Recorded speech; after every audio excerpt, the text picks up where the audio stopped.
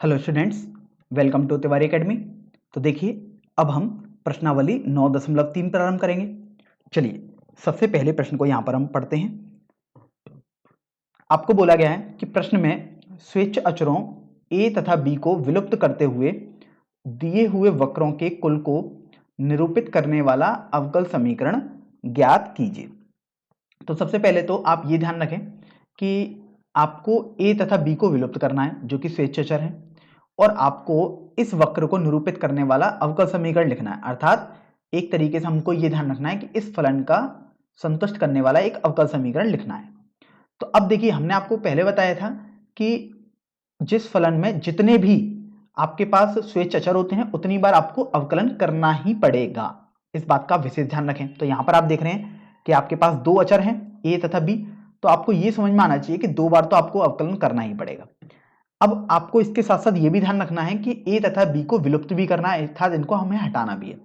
तो आपको बस उनमें उनकी समीकरणों में कुछ ना कुछ ऐसा सोचना है कि हम a तथा b को हटा भी सकते हैं। तो चलिए, सबसे पहले तो हम देखते हैं कि आपके पास फलन लिखा हुआ है x बटे a प्लस y बटे b बराबर 1।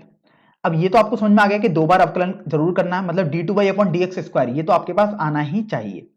तो चलिए अवकलन करते हैं x के सापेक्ष। तो यहां पर मैं लिख देता हूं x के सापेक्ष अवकलन करने पर, और स्वाभाविक सी बात है हम अवकलन जो करेंगे वो दोनों ओर ही करेंगे। तो चलिए यहां पर हम लिख देते हैं। तो देखो, ये आपके पास हो जाएगा 1 बटे ए प्लस, यहां पर देखो ये आ जाएगा 1 बटे बी, ये तो अचर राशि थी, और y का अवकलन करोगे x के सापेक्ष तो dy बटे dx आ गया, बराबर देखो एक तो अचर राशि है, इसका अवकलन करोगे तो ये 0 आ जाएगा। अब इसी तरीके से आपने देखा कि 1 बटे ए प्लस 1 बटे बी बराबर dy बटे dx आ गया। अब यहां पर आप ऐसा ना करें dy बटे dx का मान अलग से निकाल लें। हमने आपको बोला है कि दो बार तो आपको अवकलन करना ही पड़ेगा, तो एक बार और अवकलन करेंगे तो x के सापेक्ष पुनः अवकलन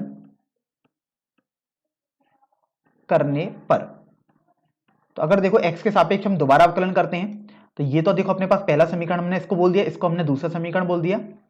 अब देखिए यहां से 1 बटे ए का अवकलन करोगे तो भी 0 आ जाएगा क्योंकि अचर राशि है, 1 बटे बी ऐसा ही रहेगा, और ये आपके पास आ जाएगा d2y बटे dx स्क्वायर बराबर 0। तो इस तरीके से आप अब ये देखो, ये हमारे पास समीकरण संख्या 3 हो गया। अब हो सकता है कि आपको 1 2 3 जो तीन समीकरण है इनसे देख हटा के कुछ ना कुछ करना पड़े, यह हो सकता है किन्हीं दो समीकरण से कुछ ना कुछ सिंपल होके आ जाए, यह हो सकता है किसी भी एक समीकरण से आपके पास कुछ ना कुछ सिंपल होके आ जाए। ध्यान रखना है कि ए और बी हटाने हैं। तो अगर आप समीकरण संख्या 3 से देखोगे तो देखो d2y अपॉन dx स्क्वायर बराबर b गुणा 0 हो जाएगा, क्योंकि आप देखो b को पक्षांतर करेंगे तो गुणा में हो जाएगा इधर, तो d2y अपॉन dx स्क्वायर बराबर आपके पास 0 हो जाएगा। तो इस तरीके से आप देखिए यही जो आपके पास आया है ये आपका संगत अवकल समीकरण हो जाएगा। और जैसा कि आपको बोला भी गया था कि हमको a और b जो अचर थे उनको हटाना भी था, तो आपने देखो यहां पर हटा भी दिया है। तो इस तरीके से आपका ये अवकल समीकरण आ गया।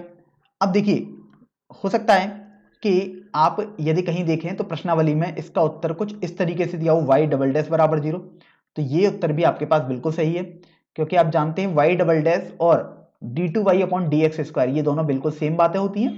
तो इस तरीके से आप अपना उत्तर इस रूप में भी दे सकते हैं।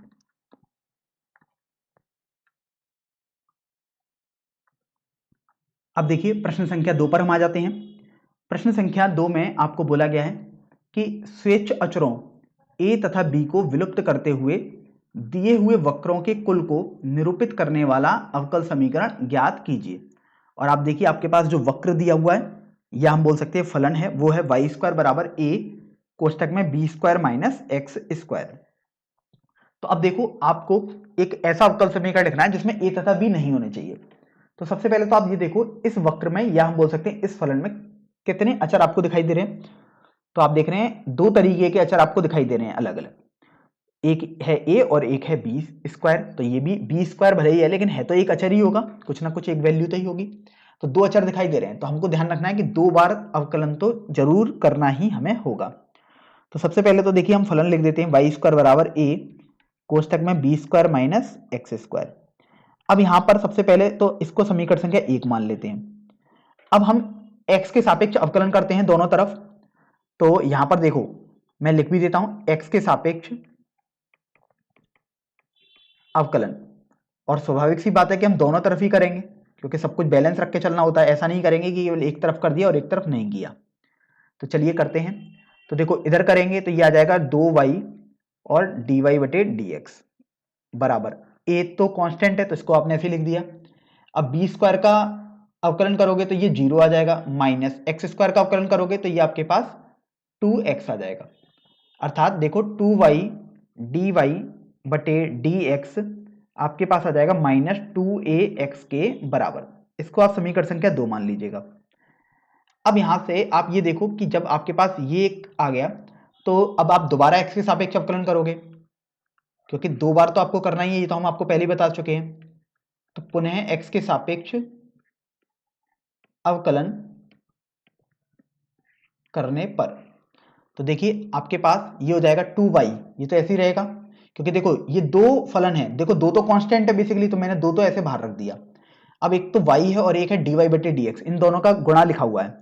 तो जब भी दो फलनों का गुणा होता था और हम अवकलन करते थे तो देखो आता था पहला फलन इनटू दूसरे फलन का अवकलन, मतलब d2y बटे dx स्क्वायर, प्लस अब हम दूसरे फलन को ऐसे ही लिखेंगे, कुछ नहीं करेंगे उसमें, और पहले फलन का अवकलन कर देंगे मतलब y का अवकलन, तो देखो ये dy बटे dx आ गया बराबर, देखो माइनस 2a ये तो कांस्टेंट है और x का अवकलन करोगे x के सापेक्ष तो 1 आ जाएगा, तो इसलिए आपने गुणा 1 लिख दिया।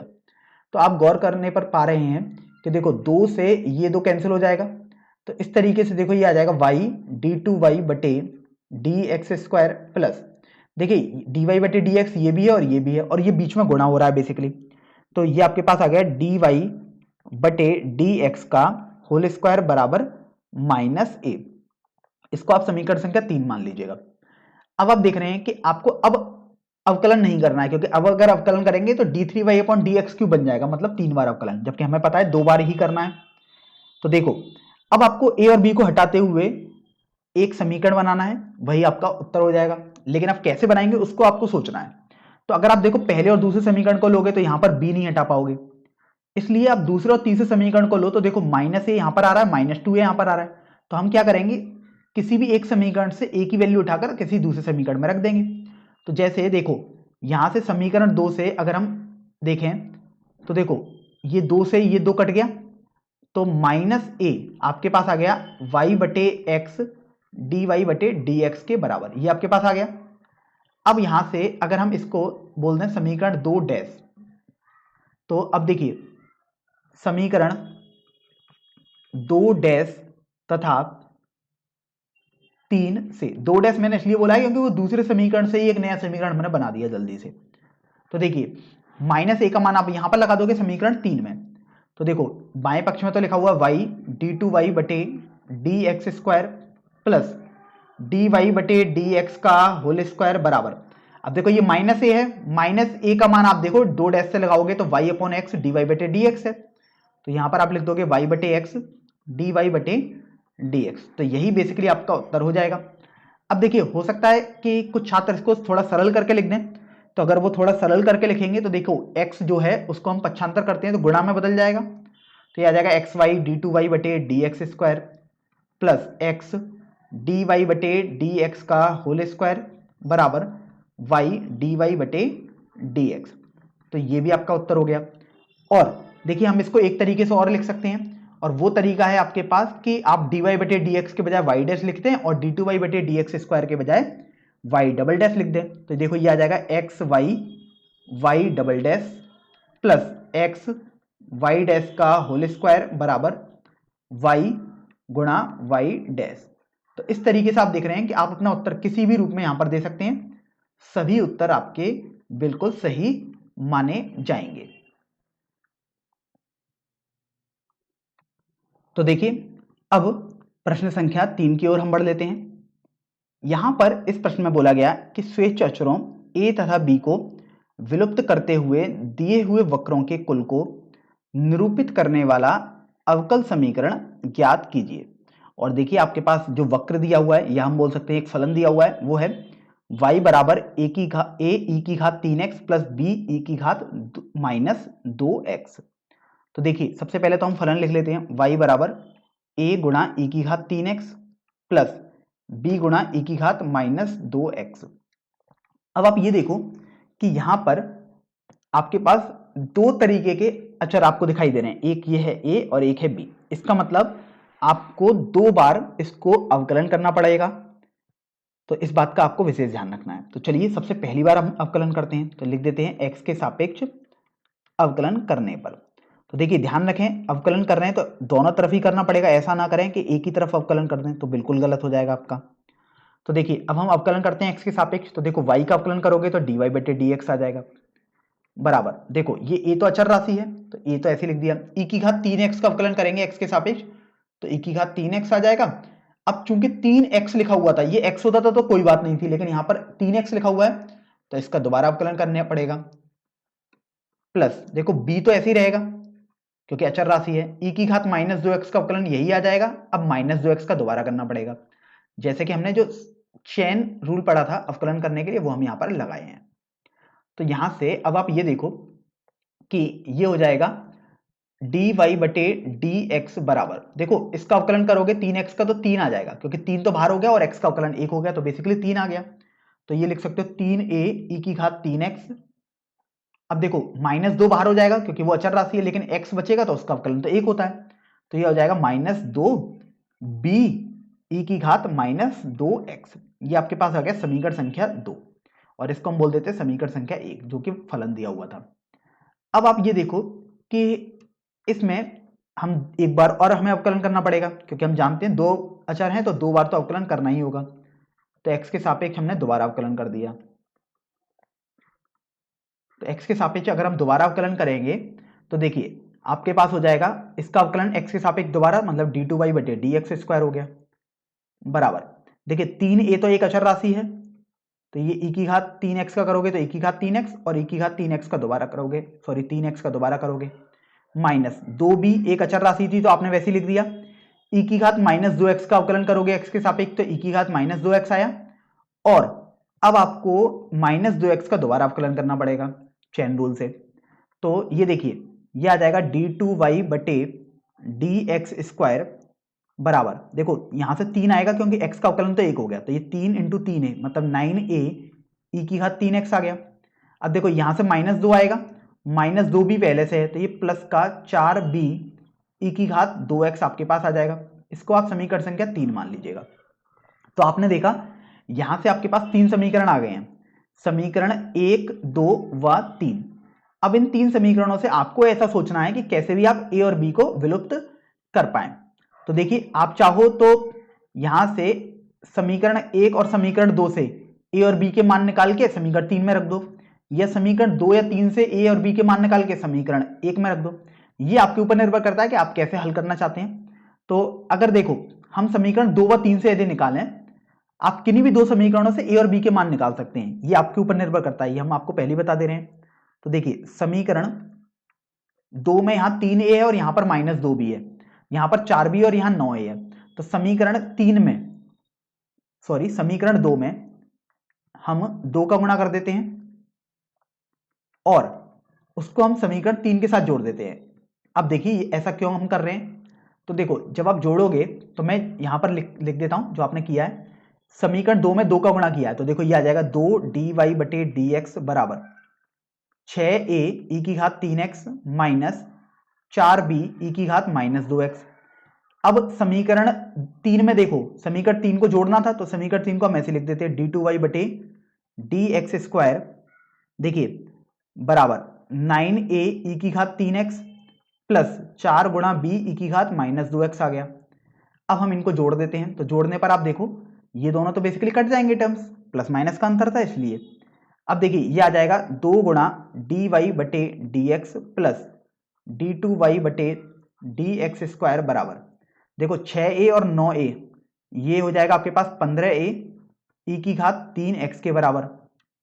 तो इस तरीके से अब देखो आपके पास ये हो जाएगा 2dy बटे dx प्लस d2y बटे dx स्क्वायर बराबर a, और यहां पर मैं 1 बटे 15 e की घात 3x कुछ इस तरीके से लिख देता हूं। अब यहां से आप ये देखो, आपने देखो a का मान निकाल लिया। अब आप इसमें किसी भी एक समीकरण में 2 या 3 में से आप b का मान लगा सकते हो। तो चलिए मान लीजिएगा हम समीकरण 3 में रख देते हैं a का मान। तो देखिए ये आपके पास आ जाएगा समीकरण 3 से। समीकरण 3 से देखिए आपके पास समीकरण 3 था d2y बटे dx स्क्वायर बराबर, देखिए ये था 9 गुणा a, तो 9 गुणा a इंटू ई की घात 3x था। तो मैंने a को अभी लिखना है, बस मुझे a का मान मैं यहां से लगा देता हूं। तो ये आ जाएगा 1/15 ई की घात 3x, और देखो ये आ जाएगा 2 dy बटे dx प्लस d2y बटे dx स्क्वायर, और देखो ये आ गया प्लस, देखिए यहां पर 4 गुणा b ई की घात -2x है, तो आपने वो देखो यहां से लिख दिया। अब आप ये देखिए कि e की घात 3x से e की घात 3x ये कैंसिल हो गया। देखो 3 से 9 3 बार कैंसिल हो गया और ये 5 बार कैंसिल हो गया। तो इस तरीके से देखिए आपके पास आ जाएगा d2y बटे dx स्क्वायर बराबर 6 dy बटे dx प्लस 3 d2y बटे dx स्क्वायर, और ये 1/5 बाहर चल ही रहा है, प्लस 4 गुणा b ई की घात -2x। तो अभी देखो हमारा मेन मकसद है b का मान निकालना कैसे भी। तो देखिए b का मान हम कैसे निकाल सकते हैं, यहां से देखो अगर हम इन सभी पदों को बाईं तरफ पक्षांतर करें तो ये आ जाएगा -6/5 dy बटे dx। अब देखो -3/5 माइनस का आएगा इधर और ये प्लस का 1 है, तो ये आ जाएगा प्लस का 2/5 d2y बटे dx स्क्वायर बराबर 4 गुणा b ई की घात -2x। तो यहां से अब देखिए मैं 2 कॉमन ले लेता हूं और 5 भी कॉमन ले लेता हूं हर में, तो ये आ जाएगा d2y बटे dx स्क्वायर -3 dy बटे dx बराबर 4 गुणा b ई की घात -2x। तो देखिए अब हम 2 से इस 4 को कैंसिल कर देते हैं 2 बार, तो b का मान देखिए आपके पास आ जाएगा 1/10 ई की घात -2x, ये हर में चल आ गया, और देखो अंश में आ गया d2y बटे dx स्क्वायर -3 गुणा dy बटे dx। तो ये आपके पास b का मान आ गया। अब देखो आपने b का मान भी निकाल लिया और a का मान भी निकाल लिया, और ये मान आपने समीकरण 2 व 3 से निकाले हैं। तो अब समीकरण 1 में ये a और b के मान आप रख दीजिएगा, जबकि समीकरण a आप देखिए आपके पास दिया हुआ y बराबर a गुणा e की घात 3x प्लस b गुणा e की घात -2x। तो चलिए समीकरण 1 में a तथा b का मान रखने पर, तो समीकरण 1 में हम a व b का मान रखते हैं। तो समीकरण 1 पहले लिख लेते हैं, y बराबर था a गुणा e की घात 3x प्लस b गुणा e की घात -2x, ये था। अब देखिए y बराबर a का मान रख लेते हैं, a देखो स्टार्टिंग में अभी हमने सबसे पहले यही निकाला था, यह आया था 1/15 e की घात 3x। अब देखो यहां पर था आपके पास 2 गुणा dy बटे dx प्लस d2y बटे dx स्क्वायर, तो ये 2 गुणा dy बटे dx प्लस d2y बटे dx स्क्वायर आ गया। ये आपने a का मान लिख दिया, e की घात 3x का भी गुणा करना है तो ये आपने लिख दिया, प्लस अब देखो आप b का मान लिखोगे तो b का मान आपके पास ये है, तो ये लिखोगे 1/10 e की घात -2x d2y बटे dx स्क्वायर -3 गुणा dy बटे dx, और e की घात -2x देखो ये चल ही रहा है तो आपने ये लिख दोगे।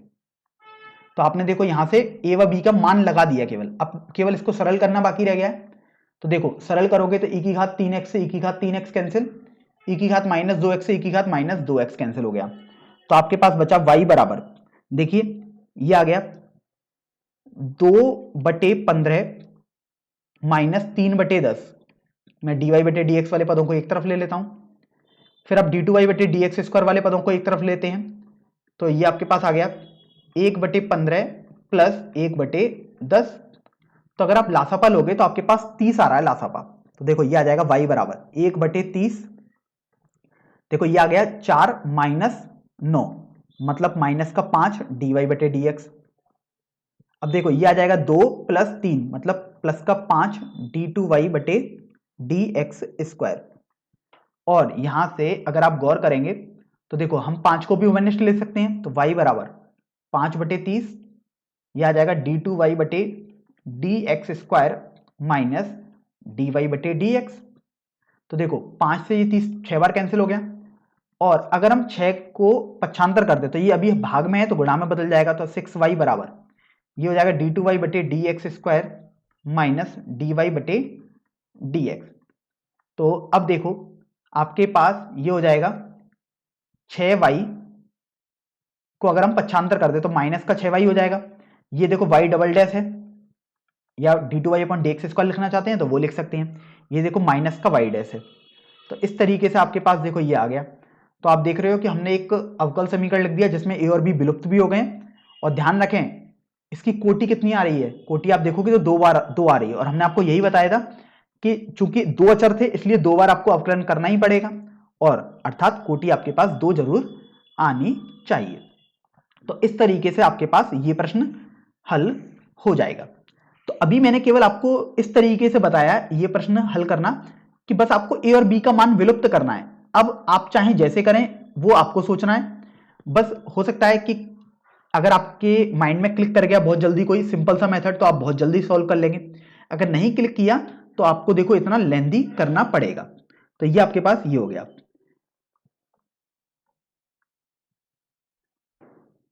चलिए अब हम अगले प्रश्न पर आते हैं। प्रश्न संख्या 4 पर बोला गया है कि स्वेच्छ अक्षरों a तथा b को विलुप्त करते हुए दिए हुए वक्रों के कुल को निरूपित करने वाला अवकल समीकरण ज्ञात कीजिए। तो देखिए आपके पास जो वक्र दिया हुआ है, यह हम बोल सकते हैं फलन है, वो है e⁻² गुणा a प्लस bx। तो आप देख रहे हैं यहाँ पर फलन सबसे पहले लिख लेते हैं, y बराबर e⁻² a प्लस bx। आप चाहो तो इसका गुणा करके अलग अलग लिख सकते हो, नहीं तो आप ऐसे ही लिखा रहने दो, ये पूरा आपके ऊपर निर्भर करता है। तो आप ये देख रहे हो कि आपके पास 2 अचर दिए हुए हैं, तो इसका मतलब आपको 2 बार अवकलन जरूर करना पड़ेगा, मतलब d2y/dx² आपके पास अवकल समीकरण में जरूर होना ही चाहिए। तो देखिए सबसे पहले तो हमें एक बार अवकलन करना ही पड़ेगा, तो यहां पर हम अवकलन करते हैं, और वो अवकलन हम x के सापेक्ष करेंगे, स्वाभाविक सी बात है, और दोनों तरफ करेंगे। तो ये आ गया dy/dx बराबर, देखो e⁻²x एक फलन हो गया, a प्लस bx दूसरा फलन हो गया, मतलब 2 फलनों का गुणनफल है और आपको x के सापेक्ष अवकलन करना है। तो देखो ये आ जाएगा e⁻²x, a प्लस bx का अवकलन करेंगे तो dy/dx, देखो ये a प्लस bx आ गया, प्लस अब देखो ये आपके पास आ गया a प्लस bx, आपने ऐसे लिख दिया। अब आपको e⁻²x का अवकलन करना पड़ेगा x के सापेक्ष, तो आपने ऐसे लिख दिया। अब चलिए करते हैं, तो ये आ जाएगा dy/dx बराबर, देखो a तो अचर राशि है, इसका अवकलन तो 0 हो गया, bx में b अचर राशि है तो b बाहर आ गया और x का अवकलन 1 आ गया, बेसिकली मतलब b आ गया इसका अवकलन, तो ये आ जाएगा b गुणा e⁻²x प्लस, देखो ये a प्लस bx तो चल ही रहा है, और e⁻²x का अवकलन करोगे तो ये आ जाएगा e⁻²x, और अब 2x का दोबारा अवकलन करोगे तो बेसिकली 2 आ जाएगा, 2 मैंने यहां पर लिख दिया। तो इस तरीके से अब आप ये देखो आपके पास ये आ गया dy/dx बराबर, देखो ये 2a plus bx plus b हो जाएगा अगर हम उभयनिष्ठ लें e⁻²x को, तो ये आपके पास इस तरीके से आ गया। अगर आप देखें तो इसको हम समीकरण संख्या 1 मान लेते हैं, इसको हम समीकरण संख्या 2 मान लेते हैं। अब देखिए ये तो हमें ध्यान है कि हमें एक बार और अवकलन जरूर करना पड़ेगा, तो हम इसका अवकलन कर देते हैं एक बार और दोनों तरफ x के सापेक्ष। तो देखो ये आ जाएगा d2y/dx² बराबर, देखो 2a plus b plus 2bx ये आपके पास है, तो ये एक फलन हो गया और एक फलन ये हो गया। तो चलिए सबसे पहले तो हम एक पहले वाले फलन को ऐसे लिख देते हैं, दूसरे वाले फलन का अवकलन करते हैं, तो ये आ गया dy/dx ऑफ e⁻²x प्लस, अब हम e⁻²x को ऐसे लिखा रहने देते हैं और अवकलन करते हैं 2a plus b plus 2bx का। तो इस तरीके से आप ये देखो कि ये आ जाएगा d2y/dx² बराबर, देखो e⁻²x का अवकलन करोगे तो ये आ जाएगा 2 गुणा e⁻²x, ये हमने पहले ही देखा। ये देखो इसको तो ऐसा का ऐसा ही लिखना है, तो 2a plus b plus 2bx plus, देखो ये e⁻²x चल ही रहा है, 2a जो है एक अचर पद है, b भी एक अचर पद है, तो इनके समाकलन अवकलन तो 0 आ गए, अब 2bx रहा, इसका अवकलन करना है तो बेसिकली 2b तो ही रहेगा, क्योंकि 2b एक अचर राशि है तो बाहर लेके आओगे, x का अवकलन करोगे तो 1 आ जाएगा, तो बेसिकली 2b रहा आपके पास। तो यहां से देखो d2y बटे dx स्क्वायर, अगर हम e की घात 2x को उभयनिष्ठ ले लें तो देखो ये आपके पास आ जाएगा 4a, क्योंकि देखो 2 का गुणा करोगे तो ये 4a आ गया, 2 का गुणा करोगे b में तो 2b आ गया, 2b तो यहां पर भी है तो प्लस 4b आ गया, प्लस 4bx आपके पास आ गया। इसको आप समीकरण संख्या 3 मान लीजिएगा। तो अब देखिए हमने 3 समीकरण बना लिए हैं। पहला समीकरण है हमारे पास जो एक फलन दिया हुआ था y बराबर e की घात 2x a plus B x. दूसरा समीकरण है हमारे पास dy बटे डी एक्स बराबर 2a plus B plus 2bx e की घात 2x। और तीसरा समीकरण है हमारे पास d2y बटे डी एक्स स्क्वायर बराबर e की घात 2x 4a plus 4b plus 4bx। तो चलिए ये तो अपने पास आ गया। अब हमें इन तीनों समीकरणों से कैसे भी सोच के लिखना है कि a और b को हम कैसे हटा सकते हैं। तो आप ये देखो कि अगर हम समीकरण 1 में 2 का गुणा कर दें, देखिए समीकरण 1 हमारे पास ये है और इसमें हम 2 का गुणा करके समीकरण 2 में से घटा दें तो देखो क्या होगा। मैं यहां पर पहले तो समीकरण 1 में 2 का गुणा माइनस समीकरण इक्वेशन 2 लिख लेता हूं। समीकरण 1 में 2 का गुणा माइनस समीकरण 2 मैंने यहां पर लिखा। अब देखते हैं हम इससे हमें क्या मिलेगा। देखिए मेरे को तो समझ में आ गया है, यहां पर आपको समझाने के लिए हम लिख देते हैं समीकरण 1 में 2 का गुणा करोगे तो ये आ जाएगा 2a प्लस 2bx। तो देखो 2y बराबर 2a प्लस 2bx e की घात 2x, ये है समीकरण 1 में 2 का गुणा करने के बाद। अब समीकरण 2 आपके पास है dy बटे dx बराबर 2a plus 2bx plus b e की घात 2x, ये समीकरण 2 हो गया। अब घटाना है तो घटाना हमने इसलिए बोला क्योंकि अगर आप घटाएंगे तो देखिए ये सब कैंसिल आउट हो जाएंगे। तो देखो 2a से ये 2a कैंसिल हो गया क्योंकि ये तो सेम है, 2bx से ये कैंसिल हो गया तो आ जाएगा 2y माइनस dy बटे dx बराबर माइनस b e की घात 2x। तो अगर आपको b का मान निकालना है या अगर आप b e की घात 2x का ही मान निकाल लें तो देखो आपके पास आ जाएगा b e की घात 2x बराबर dy बटे dx माइनस 2y के बराबर। इसको आप समीकरण संख्या 4 मान लीजिएगा। अब आपके पास b e की घात 2x आ गया, तो अगर आप b e की घात 2x का मान समीकरण 1 में लगा दें तो देखिए आपके पास आ जाएगा समीकरण 1 से, समीकरण 1 में देखिए आपके पास दिया हुआ था y बराबर e की घात 2x a plus B x. अगर आप e की घात 2x का गुणा करते तो आपके पास आ जाता a गुणा e की घात 2x प्लस x गुणा b e की घात 2x, ये आपके पास आ जाता। फिर आप देख रहे हैं कि देखो b e की घात 2x तो समीकरण संख्या 4 से आप लगा सकते हैं यहां पर।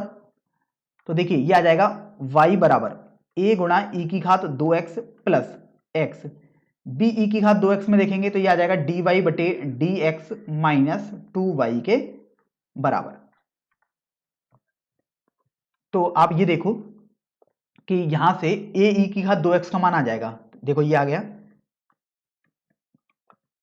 प्लस 2xy बराबर a गुणा e की घात 2x। इसको आप समीकरण संख्या 5 मान लो। अब देखो a e की घात 2x भी आ गया और b e की घात 2x भी आ गया। तो अब ये चूंकि आपने समीकरण 1 से निकाले थे, मतलब समीकरण 4 का मान जो b e की घात 2x है ये भी आपने समीकरण 1 की सहायता से निकाला था, और जो a e की घात 2x है ये भी आपने समीकरण 1 की सहायता से ही निकाला है, आप देख सकते हो। तो आप अब समीकरण 1 में ये वाले मान नहीं लगाएंगे, ना ही समीकरण 2 में लगाएंगे, क्योंकि 1 और 2 तो आपने पहले यूज कर लिया। अगर आप उसमें लगाएंगे तो आपको कुछ भी नहीं मिलेगा, बस LHS बराबर RHS आ जाएगा, मतलब 0 बराबर 0 आ जाएगा, क्योंकि आपने 1 और 2 यूज किए हैं। तो अब हम यहां पर देखो समीकरण 3 में इनके मान लगाएंगे। तो चलिए समीकरण 3 में हम इनके मान लगाते हैं। तो समीकरण 3 से, समीकरण 3 से यदि आप देखोगे तो उसमें दिया हुआ था d2y बटे dx स्क्वायर बराबर 4a प्लस 4b, देखिए प्लस 4bx और e की घात 2x, ये दिया हुआ था। तो यहां पर आप देखो ये आ जाएगा d2y बटे dx स्क्वायर बराबर 4 गुणा ए ई की घात 2x प्लस 4 गुणा बी ई की घात 2x प्लस 4x गुणा बी ई की घात 2x। ये इस तरीके से आपके पास आ गया। अब जब इतना आ गया आपके पास तो अब आपको देखो समीकरण 4 और 5 का यूज कर लेना है।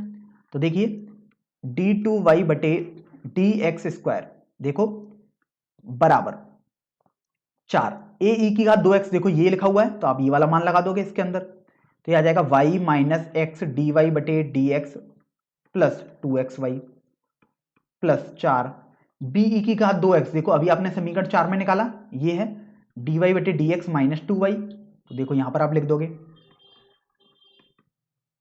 प्लस 4x, देखो अब इसका मान लगाना है बी ई की घात 2x का, तो वही मान दोबारा लगा दोगे। तो अब केवल इसको सरल करना बाकी रह गया है। तो देखिए सरल करते हैं तो अपने को क्या मिलेगा उसको हम थोड़ा देख लेते हैं। यहां पर d2y बटे dx² बराबर 4y माइनस 4 गुणा x dy बटे dx plus 8xy plus 4 dy बटे dx माइनस 8y प्लस 4 गुणा x dy बटे dx माइनस 8xy, ये इस तरीके से आ गया। अब अगर आप गौर करो तो देखो माइनस का 4x गुणा dy बटे dx और प्लस का 4x गुणा dy बटे dx, ये आपके पास कैंसिल हो गया। इसी तरीके से देखो 8xy और माइनस का 8xy ये कैंसिल हो गया, और देखो ये माइनस का 8y है और ये प्लस का 4y है, तो ये सॉल्व होके तो आपके पास आ जाएगा d2y बटे dx² बराबर 4 गुणा dy बटे dx माइनस 4y आ जाएगा। तो अगर आप चाहो तो देखो 4 ओवेनिस्ट ले सकते हो, तो ये पूरा आपके ऊपर निर्भर करता है। वैसे तो आप इतना भी छोड़ सकते हो अपना उत्तर, और चाहो तो देखो 4 अगर ओवेनिस्ट लोगे तो आपके पास आ जाएगा 4 गुणा dy बटे dx माइनस 2y, ये भी आप उत्तर लिख सकते थे। और अगर आप चाहो तो d2y बटे dx² को y डबल डैश लिख दो, ये आ जाएगा 4 गुणा y डैश माइनस 2y। तो इस तरीके से आप देख रहे हैं एक उत्तर को आप 3 तरीके से लिख सकते हैं, भले ही तीनों बातें हैं एक ही, लेकिन 3 अलग अलग रूप में हमने लिख दिया। आप परीक्षा में से कोई सा भी उत्तर यहां पर लिख सकते हैं, सभी आपके पास सही उत्तर हो जाएंगे।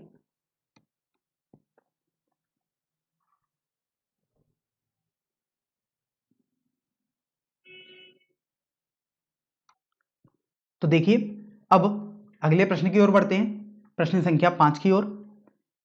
यहां बोला गया कि स्वेच्छ अचरों a तथा b को विलुप्त करते हुए दिए हुए वक्रों के कुल को निरूपित करने वाला अवकल समीकरण ज्ञात कीजिए। और देखिए आपके पास जो फलन या हम बोल सकते हैं वक्र दिया हुआ है वो है y बराबर e की घात x कोष्टक में a cos x plus b sin x। तो देखिए सबसे पहले तो हम फलन लिख देते हैं y बराबर e की घात x a cos x plus b sin x, इसको आप समीकरण संख्या 1 मान लीजिएगा। अब देखो आप इसका अवकलन करोगे तो देखो अवकलन करते हैं यहां पर हम x के सापेक्ष दोनों तरफ, तो देखो ये आ जाएगा dy बटे dx बराबर, यहां पर आप देखो एक फलन ये है और एक फलन इस कोष्टक में लिखा हुआ है, तो दो फलनों का गुणनफल है और आपको अवकलन करना है। तो यहां पर हम फॉर्मूला लगाएंगे कि सबसे पहले वाले फलन को हम ऐसे लिखेंगे और दूसरे वाले फलन का हम अवकलन करेंगे, अर्थात a cos x plus b sin x का अवकलन प्लस, अब हम देखो दूसरे वाले फलन को ऐसे लिखेंगे, मतलब a cos x plus b sin x को आप ऐसे लिखो और e की घात x को आप अवकलन करो, तो ये आपके पास इस तरीके से आ गया। तो आप देखो आपके पास ये हो जाएगा dy बटे dx बराबर e की घात x, तो आप ऐसे लिख रहे हो, a cos x का अवकलन करोगे तो देखो a तो कांस्टेंट है, ये ऐसे रहा, cos x का अवकलन माइनस sin x होता है, तो माइनस sin x आपने ये लिख दिया, b sin x का अवकलन करोगे तो ये b cos x हो गया, प्लस देखिए ये तो जैसा का तैसा ही रहेगा, कोष्टक में है a cos x plus b sin x आपने लिख दिया, और e की घात x का अवकलन करोगे तो e की घात x आ गया। अब आप देखो इसको थोड़ा सरल कर सकते हो, तो dy बटे dx, सरल करने का मतलब e की घात x आप उभयनिष्ठ ले पा रहे हैं, तो देखिए ये आपके पास आ जाएगा sin x, अगर आप उभयनिष्ठ ले लो इसमें तो आ जाएगा b माइनस ए प्लस cos x उभयनिष्ठ लिया इन दोनों में देखो तो ये a प्लस b आ गया, ये आपके पास हो गया समीकरण संख्या 2। तो आपने समीकरण 1 और 2 लिख दिया। अब आप ये देखो कि आपको एक बार और अवकलन करना पड़ेगा, इस बात का आपको विशेष ध्यान रखना है। तो यहां से आप देखो इसका दोबारा अवकलन कर लोगे x के सापेक्ष और वो भी दोनों तरफ। तो देखो ये आ जाएगा d2y बटे dx² बराबर e की घात x। अब देखो इसका अवकलन करना पड़ेगा इस पूरे फलन का, क्योंकि दो फलनों का गुणनफल था, तो पहला फलन तो ऐसे ही लिख दिया। इसका अवकलन करेंगे तो आ जाएगा cos x b minus A minus sine x A plus B plus, अब देखो इस वाले जो कोष्टक में हम लिखा हुआ है उसको हम ऐसे लिखेंगे, मतलब साइन एक्स कोष्टक में b माइनस ए प्लस कॉस एक्स कोष्टक में b प्लस ए और e की घात x को हमने ऐसे लिख दिया। तो इस तरीके से आपने ये लिख दिया। अब आप ये देखो कि d2y बटे dx² e की घात x यहां पर भी आप ओमेनिश ले पा रहे हैं। तो देखो cos x कहां कहां आ रहा है, देखो यहां पर आ रहा है और यहां पर आ रहा है, तो इनको यदि आप सॉल्व करोगे तो आ जाएगा 2 गुणा b cos x। फिर देखिए साइन एक्स यहां पर आ रहा है और यहां पर आ रहा है, तो अगर आप इसको सॉल्व करोगे तो साइन एक्स उभयनिष्ठ लेंगे तो आ जाएगा minus A minus B plus B minus A, तो ये माइनस 2a आ जाएगा। तो यहां मैं माइनस 2a लिख देता हूं केवल, और ये हमने ब्रैकेट लगा दिया। तो अगर आप देखो तो यहां से देखिए हम दो उभयनिष्ठ ले सकते हैं अगर आप चाहें तो अगर आप दो उभयनिष्ठ लोगे तो ये आ जाएगा d2y बटे dx² बराबर 2 गुणा e की घात x b cos x minus a sin x, ये आपके पास आ गया। इसको आप देखिए समीकरण संख्या 3 मान लीजिएगा। अब आपने देखा कि आपके पास समीकरण संख्या 1 आ गया जो कि फलन ही था खुद में, तो y बराबर e की घात x a cos x plus b sin x। और देखिए आपके पास जो देखिए समीकरण संख्या 3 आया है b cos x minus a sin x। तो अगर आप देखें तो अभी हम समीकरण 3 से अगर आप चाहो तो इसको समीकरण 3 को देखो थोड़ा सरल करके, मतलब 1/2 में बाहर कर सकता हूं क्योंकि 2 यहां पर आया था, तो इस तरीके से मैंने समीकरण 3 बना दिया। तो अगर आप समीकरण 1 व 3 को जोड़ दें तो देखिए समीकरण 1 प्लस समीकरण 3 से समीकरण 1 और 3 को यदि आप जोड़ेंगे तो देखो बाएं पक्ष में क्या क्या है उसको हम लिख लेते हैं, y है इधर और इधर बाएं पक्ष में 1/2 d2y अपॉन dx², तो आप लिखोगे y प्लस 1/2 d2y बटे dx² बराबर, अब देखिए दाएं पक्ष में देखते हैं तो देखो e की घात x कोष्टक में समथिंग है, यहां पर भी e की घात x और कोष्टक में कुछ लिखा हुआ है, तो e की घात x बेसिकली कॉमन आ रहा है। अब देखो यहां पर है a cos x plus b sin x, और समीकरण 3 में लिखा हुआ है plus b cos x minus a sin x, तो इस तरीके से ये आ गया। तो अभी आप गौर करोगे तो पाओगे कि देखो आपके पास जो ये है y प्लस 1/2 d2y बटे dx² बराबर e की घात x। अब देखो अगर आप इनमें देखो तो cos x वाले पद देखो ये दोनों हैं, तो cos x आपने देखा यहां पर उभयनिष्ठ लिया तो a प्लस b आ गया, और अगर आपने sin x उभयनिष्ठ लिया इन दोनों पदों में से तो आपके पास आ जाएगा b माइनस a। तो ये मान लीजिएगा आपके पास समीकरण संख्या 4 हो गया। अब अगर आप यदि गौर करें तो देखो समीकरण संख्या 2 में cos x के संग a प्लस बी और sin x के संग b माइनस ए गुणा e की घात x, ये dy बटे dx के बराबर है। देखिए तो समीकरण 2 व 4 से अगर आप देखोगे तो ये जो दायां पक्ष है ये y बेसिकली समीकरण 2 आ जाएगा, मतलब समीकरण 2 व 4 से। तो देखिए बाएं पक्ष में तो यही लिखेंगे आप y प्लस 1/2 d2y बटे dx² बराबर, ये हमने अभी देखा कि ये हूबहू बिल्कुल समीकरण 2 का दायां पक्ष है, मतलब बाएं पक्ष के बराबर अर्थात dy बटे dx के बराबर आप लिख दोगे। तो इस तरीके से यही आपके पास बेसिकली अवकल समीकरण आ जाएगा। तो या तो आप इतना छोड़ दें या फिर आप सभी पदों को एक तरफ ले लेंगे, तो देखो ये आ जाएगा 1/2 d2y बटे dx² माइनस dy बटे dx प्लस y बराबर 0, और हम यहां पर अब देखिए लासापा ले लेते हैं और 2 को हम हटा देते हैं, तो ये देखो आ जाएगा dy बटे dx प्लस 2y बराबर 0।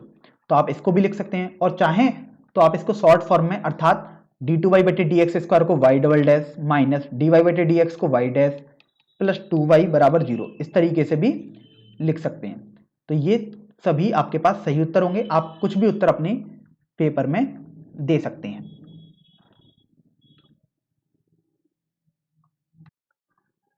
प्रश्न संख्या 6 को पढ़ते हैं आप। आपको बोला गया है कि y अक्ष को मूल बिंदु पर स्पर्श करने वाला वृत्तों के कुल का अवकल समीकरण ज्ञात कीजिए। तो सबसे पहले तो आप ये देखिए कि यहां पर आपके पास एक कंडीशन दी हुई है और आपके पास कोई भी वक्र नहीं दिया हुआ है, या हम बोल सकते हैं कि कोई भी फलन नहीं दिया हुआ है। तो अब आप ये देखो कि जब तक अभी तक हमने पिछले 5 जो प्रश्न किए उसमें आपके पास एक वक्र होता था और फिर हमें अवकल समीकरण निकालना होता था। वक्र में हमें सीधे पता लगा रहता था कि कितने हमारे पास अचर हैं। तो यहां पर आप देखो कि यहां पर आपके पास वक्र सीधे ना देकर आपको एक कंडीशन दी हुई है। तो अब इस कंडीशन का यूज करके आप वक्र का पहले समीकरण निकालते हैं। तो चलिए समीकरण निकालने के लिए आप देखिए इसको एक बार ढंग से पढ़ेंगे। तो आपको बोला गया है कि y अक्ष को मूल बिंदु पर स्पर्श करने वाला वृत्तों के कुल का अवकल समीकरण हमको निकालना है। तो सबसे पहले तो देखेंगे y अक्ष को मूल बिंदु पर स्पर्श करने वाले वृत्त का समीकरण होता क्या है। तो चलिए सबसे पहले हमने देखो यहां पर एक y अक्ष बना लिया और फिर हमने देखो यहां पर एक x अक्ष बना लिया। अब बोला गया है कि y अक्ष को स्पर्श करता है वो भी मूल बिंदु पर। तो y अक्ष को स्पर्श करने वाला और मूल बिंदु पर स्पर्श करने वाला कुछ इस तरीके का आपके पास वृत्त देखो ये आ जाएगा, ये आ गया। अब आप ये देखो कि अगर इस वृत्त का केंद्र अगर हमने मान लिया a,0, इसका मतलब ये हुआ कि जो ये होगी अर्थात त्रिज्या होगी वो भी तो आपके पास a ही हो जाएगी। तो अगर आपको देखो वृत्त के केंद्र पता है और वृत्त की त्रिज्या पता लग गई तो आप आसानी से वृत्त का समीकरण लिख सकते हैं। तो इसलिए यहां पर आप पहले वृत्त का समीकरण लिखोगे। तो वृत्त का समीकरण आपके पास होता है x माइनस केंद्र का x निर्देशांक अर्थात a का whole square plus y minus केंद्र का y निर्देशांक अर्थात 0 का होल स्क्वायर बराबर वृत्त की त्रिज्या का होल स्क्वायर अर्थात a का होल स्क्वायर। ये आ गया। अब देखो अगर आप थोड़ा इसको सरल करोगे तो ये आ जाएगा x square plus A square minus 2ax plus Y square बराबर ए स्क्वायर। फिर आप देखो ए स्क्वायर से ए स्क्वायर आपके पास यहां से कैंसिल हो गया और आपके पास बचा है X square plus Y square minus 2ax बराबर 0। इसको आप समीकरण संख्या 1 मान लीजिएगा। तो आपने देखा कि आपको वक्र की इक्वेशन डायरेक्ट ना देकर कुछ ना एक कंडीशन दी हुई थी, आपने उस कंडीशन का देखो एक फिगर बनाया और आसानी से चित्र की सहायता से आपने एक वक्र निकाल लिया। तो आपने अब ये वक्र निकाला है। अब आप देखोगे कि यहां पर इस वक्र में आपके पास केवल एक स्वेच्छाचार आ रहा है जो कि a है, जो कि आपने अपनी तरफ से माना है। तो यहां पर आपको समझ में आएगा कि यदि हमें अवकल समीकरण करना है तो एक बार ही अवकलन करना होगा। तो अब हम x के सापेक्ष दोनों तरफ अवकलन कर देते हैं। तो देखो एक्स स्क्वायर का अवकलन करेंगे x के सापेक्ष तो 2x आ गया, वाई स्क्वायर का करेंगे तो 2y dy बटे dx आ जाएगा, माइनस 2ax का करेंगे तो देखो 2a तो अचर राशि है, x का करोगे तो 1 आ गया, तो बेसिकली इतना ही रहा। 0 का करेंगे तो 0 ही आ गया। अगर आप इसको थोड़ा सरल करें तो देखो दो हम उभयनिष्ठ ले लेते हैं तो यह आ जाएगा x plus Y D Y बटे डी एक्स और माइनस 2a को आप दाईं तरफ भेज दो तो ये कुछ इस तरीके से आ गया। और आप देखोगे कि 2 से ये 2 आपने कैंसिल कर दिया तो देखो a बराबर आपके पास आ गया x plus Y D Y बटे डी एक्स। इसको आप समीकरण संख्या 2 मान लें। तो अब देखिए हमने ऐसा क्यों किया है इसको भी समझ लेते हैं। क्योंकि आप ये देखो कि अगर हम समीकरण 1 और 2 में हम देखिए 1 निकालना चाहते हैं, a को विलुप्त करना ही तो चाहते हैं जो भी अचर होते हैं, तो हमने a का मान जब निकाल ही लिया तो समीकरण 1 में रख देंगे a का मान। तो देखिए यहां पर आप लिखोगे समीकरण 1 व 2 से, समीकरण 2 में आपके पास a का मान आया है उसको आप 1 में रख दोगे। तो पहले तो हम समीकरण 1 लिख लेते हैं क्या, X square plus Y square minus 2ax बराबर 0 है। अब यहां पर हम a का मान लिख देंगे तो a का मान देखो यहां से उठाकर यहां पर रख देंगे तो देखो ये आ गया x square plus Y square minus 2x तो आप लिख दीजिएगा, अब a का मान यहां रख दो तो x plus Y D Y बटे डी एक्स बराबर 0 आपके पास ये आ गया।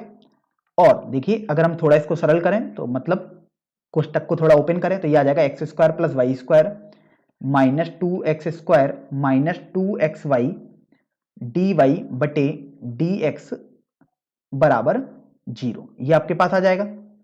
तो यहां से अब आप ये देखो कि आपके पास हो जाएगा एक्स स्क्वायर और मतलब इस पद को और इन दोनों को थोड़ा सॉल्व करें तो इन दोनों को हम एक तरफ ले जाएं।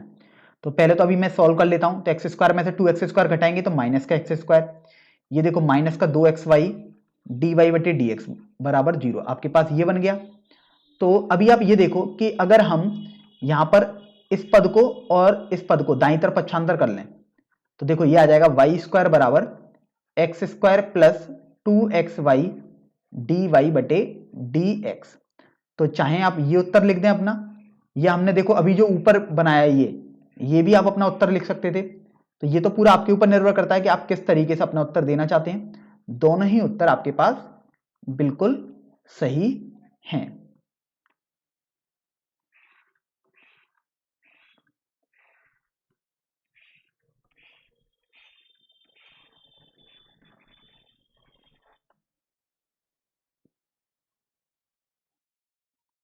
तो देखिए अब हम प्रश्न संख्या 7 पर आ जाते हैं। इस प्रश्न संख्या 7 में देखिए आपको बोला गया है कि ऐसे परवलयों के कुल का अवकल समीकरण निर्मित कीजिए जिनका शीर्ष मूल बिंदु पर है और जिनका अक्ष धनात्मक y अक्ष की दिशा में है। तो सबसे पहले तो आप ये देखो कि आपको बोला गया है परवलयों के कुल का अवकल समीकरण निर्धारित करना है। मूल बिंदु पर शीर्ष बोला गया है और अक्ष आपको बोला गया है y अक्ष की दिशा में। इसका मतलब आपको ये समझ में आएगा कि अगर हम y अक्ष और x अक्ष बना भी दें तो आपके पास परवलय कुछ इस तरीके का होना चाहिए, क्योंकि देखिए अक्ष इसमें देखिए y अक्ष हो गई धनात्मक दिशा में और मूल बिंदु यहां पर आप देखो हमने ये इसका शीर्ष भी बना दिया। ये आपके पास x अक्ष हो गई, ये आपके पास y अक्ष हो गई। अब यहां पर आप देखो कि आपको यहां पर भी एक कोई भी वक्र की इक्वेशन नहीं दी हुई है, तो आपको खुद से बनानी होगी। तो आप जानते हैं कि इस तरीके के वक्र अर्थात इस तरीके के परवलय की इक्वेशन आपके पास होती है एक्स स्क्वायर बराबर 4ay। तो अभी आप देख भी रहे हैं कि हम यहां पर वक्र की इक्वेशन अपने आप बना रहे हैं, तो कुछ सवाल ऐसे भी होंगे। तो अब यहां पर आप देखो कि जो a है बेसिकली ये तो स्वेच्छाचर है, तो यहां पर आपको केवल एक स्वेच्छाचर दिखाई दे रहा है, अर्थात यहां पर आप केवल एक बार अवकलन करेंगे इसका अवकल समीकरण बनाने के लिए। तो चलिए अवकलन करते हैं x के सापेक्ष और वो भी दोनों तरफ। तो देखिए यहां पर आपके पास हो जाएगा 2x बराबर देखो 4a, ये तो एक अचर है और y का अवकलन करोगे x के सापेक्ष तो dy बटे dx आ जाएगा। तो इस तरीके से आप देखो कि अगर हम 2 से यहां 4 को 2 बार कैंसिल कर सकते हैं तो a का मान यहां से x बटे 2 dy बटे dx आ जाएगा। इसको हम समीकरण संख्या 2 बोल देते हैं। तो बेसिकली हम जानते थे कि जो a है अर्थात जो स्वेच्छाचर होते हैं उनको हमें विलुप्त करना होता है, अर्थात उनको हटाना होता है। तो अब आप समीकरण 1 व 2 से देख सकते हैं कि देखो समीकरण 2 में a का मान हमने निकाला है, अब हम समीकरण 1 में रख देते हैं। तो देखिए आपके पास हो जाएगा एक्स स्क्वायर बराबर 4, a का मान देखो x बटे 2 dy बटे dx और ये देखो y आ गया आपके पास। फिर देखा आपने 2 से ये 4 2 बार कैंसिल हो गया, तो आपके पास ये हो जाएगा dy बटे dx कोष्टक में गुणा एक्स स्क्वायर बराबर 2 गुणा x गुणा y। आप देख सकते हो 2x और y ये आपने साथ में लिख दिए। फिर आप देखिए एक x यहां पर है, यहां पर 2x है तो एक x यहां से कैंसिल हो जाएगा। तो आपके पास आ जाएगा x dy बटे dx बराबर 2y। तो या तो अपना उत्तर आप ये लिख दीजिएगा, या देखिए आप इसको एक तरीके से और लिख सकते हैं x y डैश और 2y को हमने पक्षांतर किया तो -2y बराबर 0। तो आप इसमें से कोई सा भी उत्तर दे सकते हैं, दोनों ही उत्तर आपके पास बिल्कुल सही हो जाएंगे।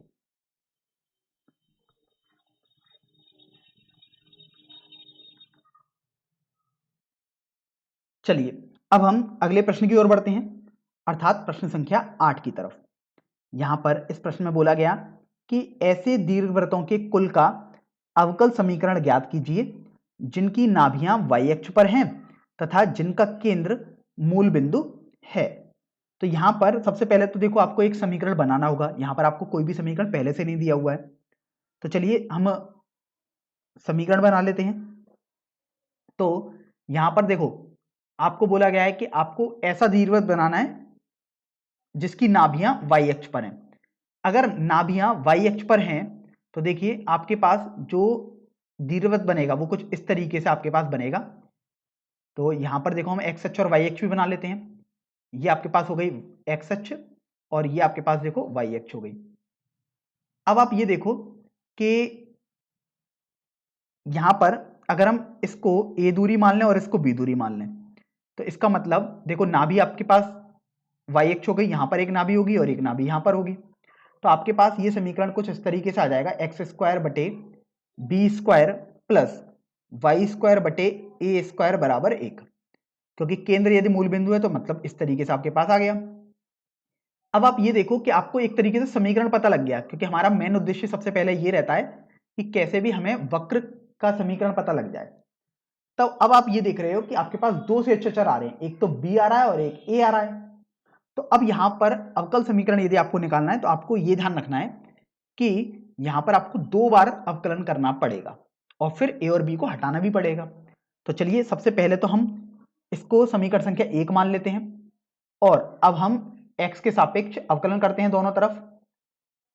तो देखिए आपके पास हो जाएगा 2x बटे, देखो बी स्क्वायर तो अचर थी तो आपने ऐसे लिख दिया, प्लस वाई स्क्वायर का अवकलन करेंगे तो 2y, देखो बटे में जो a स्क्वायर है वो तो अचर राशि है, वो आप ऐसे ही लिख देंगे, और ये dy बटे dx हो जाएगा बराबर, देखो एक का अवकलन करोगे तो 0 आ जाएगा। तो इस तरीके से आप ये देखो, दो अगर हम उभयनिष्ठ ले लें तो आपके पास आ जाएगा x बटे बी स्क्वायर प्लस वाई बटे ए स्क्वायर गुणा dy बटे dx बराबर 0, ये आपके पास आ गया। तो यहां से अब देखो आप इस 2 को तो हटा सकते हो, क्योंकि दो पदों का गुणनफल 0 के बराबर है, इसका मतलब या तो 2 0 होगा या ये वाली वैल्यू 0 होगी, तो 2 तो कभी हो नहीं सकता। इसका मतलब x बटे बी स्क्वायर प्लस वाई बटे ए स्क्वायर गुणा डी वाई बटे डी एक्स बराबर 0, ये आपके पास हो जाएगा। इसको आप समीकरण संख्या 2 मान लीजिएगा। अब आपने देखा कि हमने एक बार तो अवकलन कर दिया है, लेकिन हमें पता है 2 चर हैं तो 2 बार तो अवकलन करना ही पड़ेगा। तो चलिए एक बार और अवकलन कर देते हैं x के सापेक्ष और दोनों तरफ। तो देखिए आपके पास x के सापेक्ष अवकलन करोगे और दोनों तरफ करोगे तो देखो 1 बटे बी स्क्वायर, ये तो अचर राशि है, और x का अवकलन करोगे तो ये देखो 1 आ गया, प्लस अब देखो यहां पर आपके पास दो फलन आ गए, देखो 1 बटे ए स्क्वायर, ये तो आपके पास अचर राशि है तो ऐसी चलती रहेगी। अब आप यहां देखो एक है फलन y और एक है dy बटे dx, मतलब दो फलनों का गुणनफल है। अगर दो फलनों का गुणनफल होता था तो हमने सीखा था कि अवकलन करने के लिए सबसे पहले हम पहले फलन को ऐसे लिखते थे और दूसरे फलन का अवकलन करते थे x के सापेक्ष। तो dy बटे dx का x के सापेक्ष अवकलन करेंगे तो d2y बटे dx स्क्वायर आ जाएगा, प्लस अब dy बटे dx को ऐसे रखेंगे और y का अवकलन करेंगे तो ये dy बटे dx ही आएगा बराबर, ये 0 आ गया। तो अब आप ये देखो कि यहां से थोड़ा सा अगर हम इसको सरल करें तो ये आ जाएगा 1 बटे बी स्क्वायर प्लस 1 बटे ए स्क्वायर वाई d2y बटे dx स्क्वायर प्लस देखिए dy बटे dx और ये भी dy बटे dx, तो ये गुणा होगी तो dy बटे dx का होल स्क्वायर आपके पास आ गया बराबर 0 आ गया आपके पास। तो यहां से अब आप ये देखो कि अगर हम इसको समीकरण संख्या 3 मान लें तो हम 1 बटे बी स्क्वायर का मान निकाल सकते हैं। चलिए मैं इसको अभी नहीं मान रहा हूं, 1 बटे बी स्क्वायर का मान निकाल लेता हूं। तो 1 बटे बी स्क्वायर देखिए आपके पास आ जाएगा माइनस 1 बटे A square Y D two Y बटे D X square plus D Y बटे डी एक्स का होल स्क्वायर, ये आपके पास आ गया। इसको हम समीकरण संख्या 3 मान लेते हैं। अब आप देखो दो ही बार अवकलन करना था तो आपने 2 बार तो कर दिया, अब आप अवकलन तो नहीं करेंगे। अब आपका मेन उद्देश्य रहेगा कैसे भी हम किन्हीं दो समीकरण या एक या तीनों समीकरण से मिलके बी और ए के पद हटा दें कैसे भी। तो देखो अब हम समीकरण 3 से जो 1 बटे बी स्क्वायर का मान है वो समीकरण 2 में रख सकते हैं, या फिर अगर आप चाहें तो आप समीकरण 1 में भी रख सकते हैं। तो चलिए देखिए यहां पर लेकिन समीकरण 1 में रखेंगे तो ए स्क्वायर हटेगा नहीं आपके पास, लेकिन समीकरण 2 में रखेंगे तो आपका काम बन जाएगा। तो चलिए अब हम यहां पर लिख देते हैं समीकरण 2 एवं 3 से। तो देखो मैं समीकरण 2 लिख देता हूं पहले। समीकरण 2 है आपके पास x बटे बी स्क्वायर देखिए प्लस y बटे ए स्क्वायर गुणा डी वाई बटे डी एक्स बराबर 0, ये समीकरण 2 था आपके पास। अब आपने देखा कि हमने समीकरण 3 से देखो 1 बटे बी स्क्वायर का मान निकाल लिया है, तो देखो x गुणा 1 बटे बी स्क्वायर मतलब ये आपके पास हो गया। तो चलिए ये मान रख देते हैं माइनस 1 बटे ए स्क्वायर, ये आ जाएगा वाई डी टू वाई बटे D X square plus D Y बटे डी एक्स का होल स्क्वायर, ये आपने 1/b² का मान रख दिया, प्लस वाई बटे ए स्क्वायर डी वाई बटे डी एक्स बराबर 0। ये आपके पास देखो आ गया है। अब आप यहां से ये देखिए कि हम देख रहे हैं कि ए स्क्वायर देखो यहां पर भी है हर में और यहां पर भी है, तो आप 1/a² को तो बाहर ले लीजिएगा।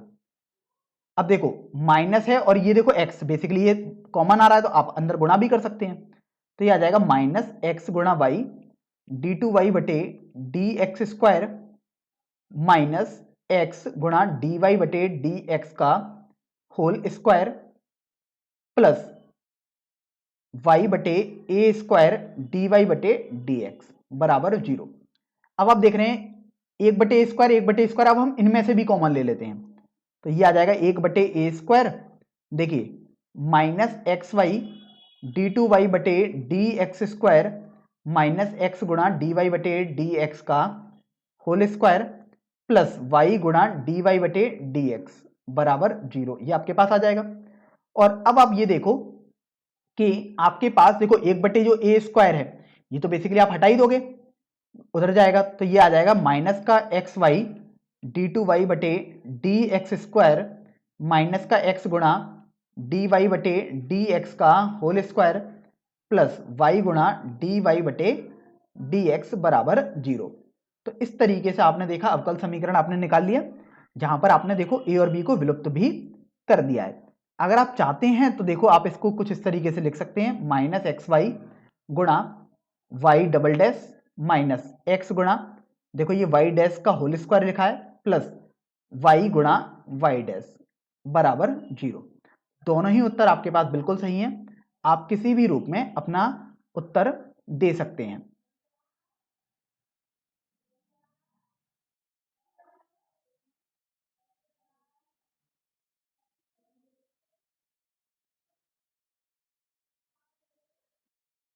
तो देखिए अब हम प्रश्न संख्या 9 की तरफ बढ़ लेते हैं। इस प्रश्न में आपको बोला गया है कि ऐसे अतपरवलयों के कुल का अवकल समीकरण ज्ञात कीजिए जिनकी नाभियां एक्स अक्ष पर हैं तथा जिनका केंद्र मूल बिंदु पर है। तो देखिए सबसे पहले तो हम एक्स अक्ष और वाई अक्ष बना लेते हैं। तो ये देखिए आपने सबसे पहले देखो वाई अक्ष बना ली, अब हम इसी तरीके से एक्स अक्ष भी बना लेते हैं। तो ये देखिए एक्स अक्ष भी आपके पास आ गई। अब आपको ऐसे अतपरवलय बनाने हैं जिनकी नाभियां एक्स अक्ष पर हो, मतलब स्वाभाविक सी बात है कुछ इस तरीके के आप अतिपरवलय बनाएंगे, कुछ इस तरीके से आपने अतिपरवलय बना दिए और देख रहे हो नाभियां आपके पास यहां पर कहीं आ जाएंगी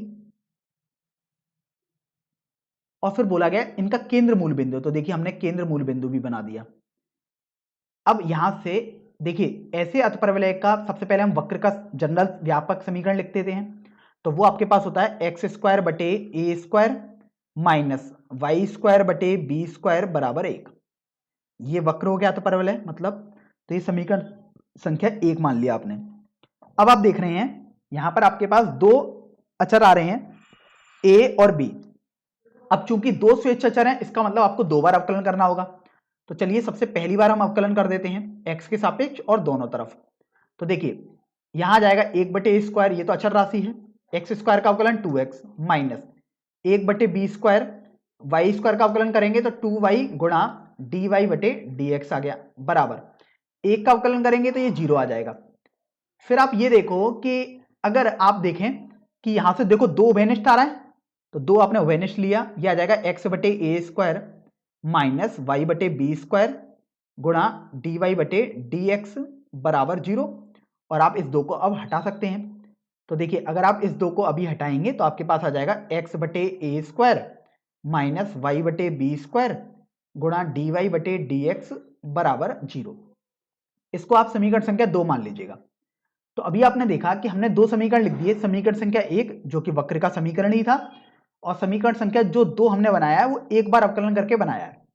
ये तो आप जानते हैं कि दो बार हमें अवकलन करना पड़ेगा क्योंकि दो अचर हैं, तो अभी तो हमने एक बार किया है, अब हम एक बार और अवकलन कर देते हैं एक्स के सापेक्ष दोनों तरफ। तो चलिए देखते हैं 1/a², ये तो आता ही रहेगा क्योंकि अचर है।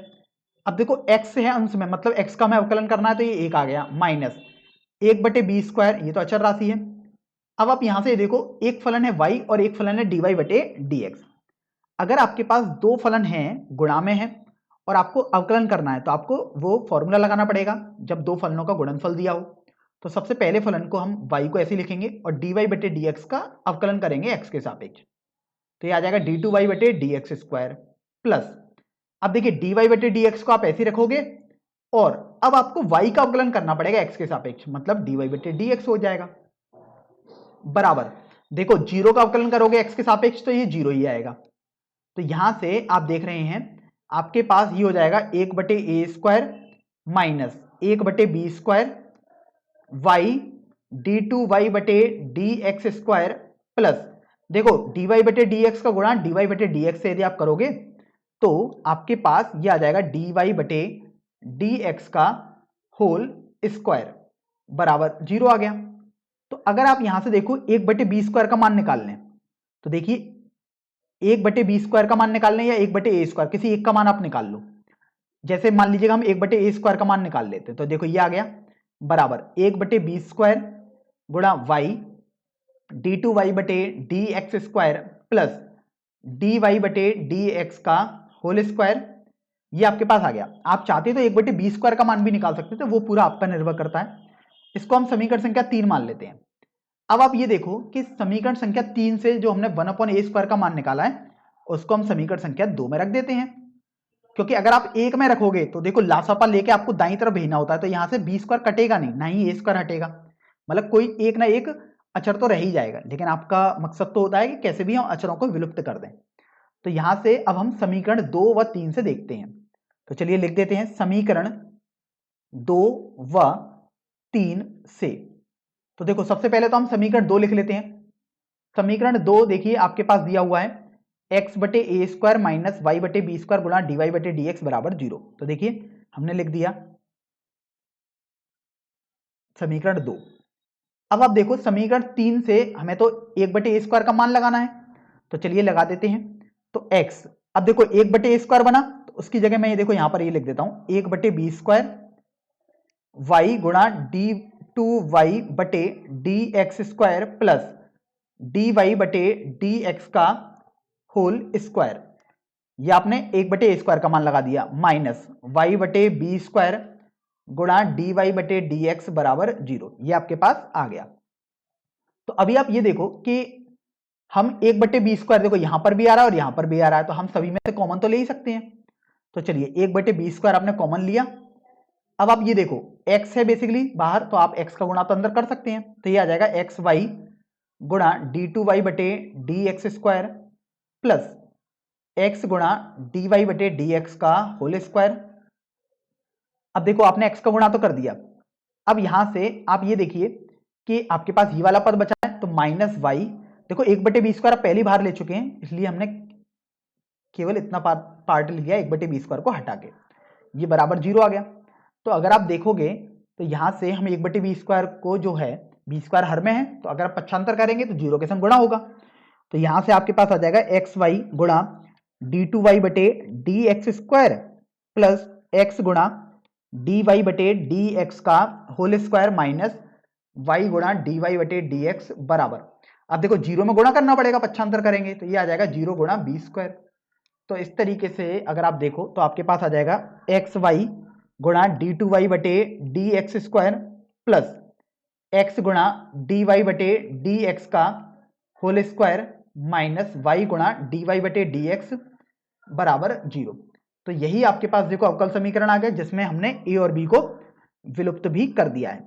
अब यदि अगर आप चाहते हैं तो आप इसको कुछ इस तरीके से भी लिख सकते हैं कि एक्स वाई गुणा वाई डबल डैश, क्योंकि आप जानते हो डी टू वाई बटे डी एक्स स्क्वायर को आप वाई डबल डैश लिख सकते हो, प्लस डी वाई बटे डी एक्स को हम वाई डैश लिख सकते थे, तो ये लिख देंगे एक्स गुणा वाई डैश का होल स्क्वायर माइनस वाई गुणा वाई डैश बराबर 0।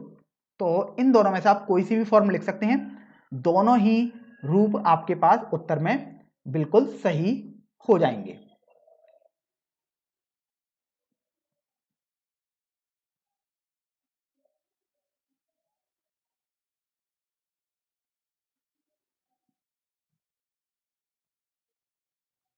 अब आइए प्रश्न संख्या 10 की ओर हम बढ़ लेते हैं।